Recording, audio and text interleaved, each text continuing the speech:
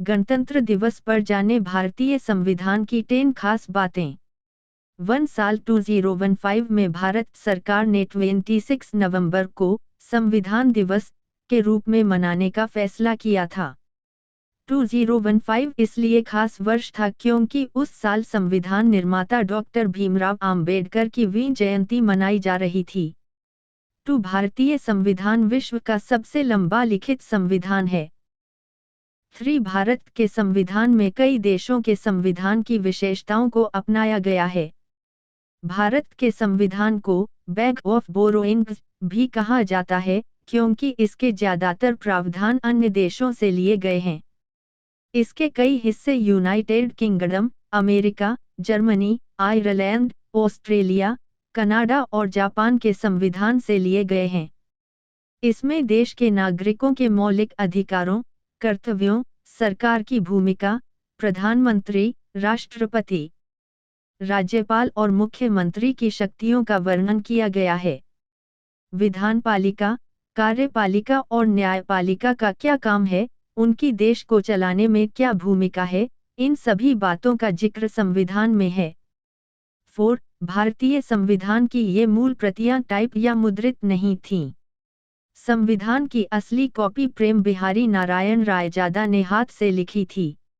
ये बेहतरीन कैलीग्राफी के जरिए इटैलिक अक्षरों में लिखी गई है। इसके हर पन्ने को शांति निकेतन के कलाकारों ने सजाया था।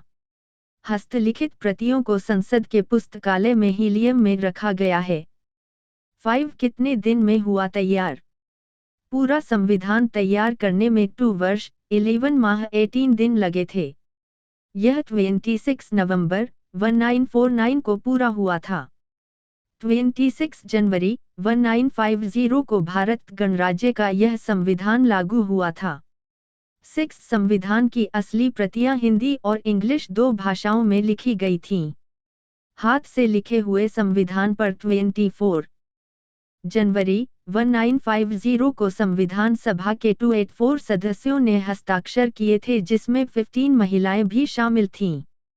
2 दिन बाद 26 जनवरी से यह संविधान देश में लागू हो गया था। 7 संविधान किसी दुनिया का सबसे बड़ा लिखित संविधान है। संविधान के तीसरे भाग में मौलिक अधिकारों का वर्णन किया गया है। 8 भारतीय संविधान की मूल संरचना भारत सरकार अधिनियम 1935 पर आधारित है। भारतीय संविधान में नागरिकों के मौलिक अधिकारों का वर्णन संविधान के तीसरे भाग में अनुच्छेद 12 से 35 तक किया गया है। भारत के संविधान का निर्माण संविधान सभा द्वारा किया गया था। 9 डॉक्टर भीमराव अंबेडकर को भारतीय संविधान का निर्माता कहा जाता है। भारत के पहले कानून मंत्री डॉक्टर भीमराव अंबेडकर संविधान मसौदा समिति के अध्यक्ष थे।